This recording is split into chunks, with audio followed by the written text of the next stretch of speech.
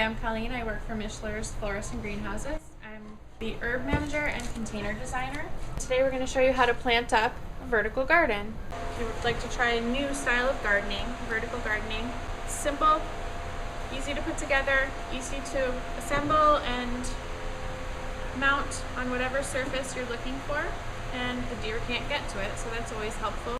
If you have just a small space to garden, this is good because you can tack it up just about anywhere. This is a 10-cell unit, and as you can see, they're on an angle.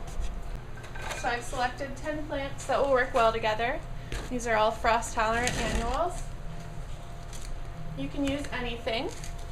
I've selected phlox, annual phlox, another pink lady phlox, diascia, nemesia, osteospermum daisies, and some pansies.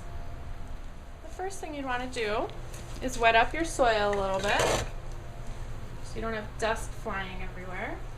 It just makes it a little easier to work with. Give your plants a little shot of water. You don't need much soil to get started, just a little bit in the bottom of each cell so that the roots have something to grab onto.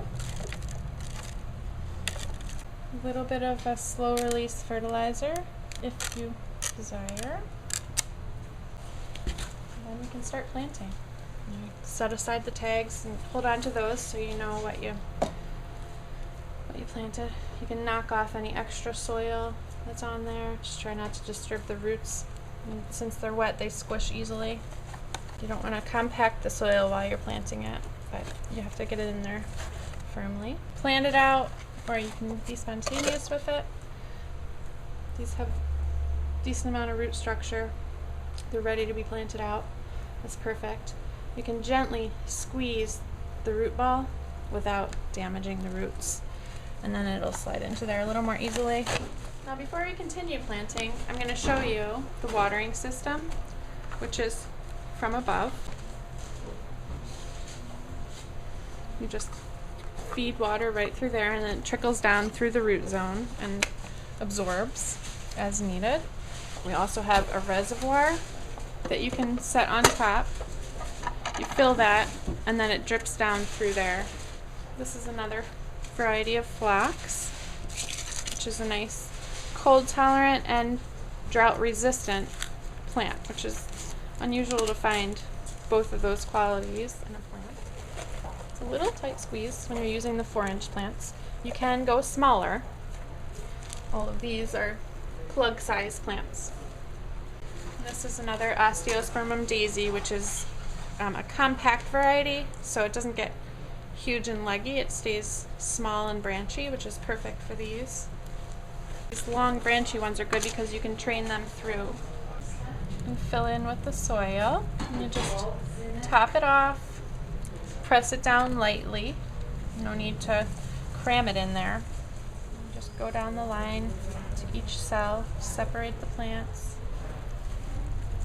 You can see the 1, 2, 3, 4. I'm gonna just top those off. When you're first planting them, you want to water them in on the surface. I would go in and trim off anything that's hanging out.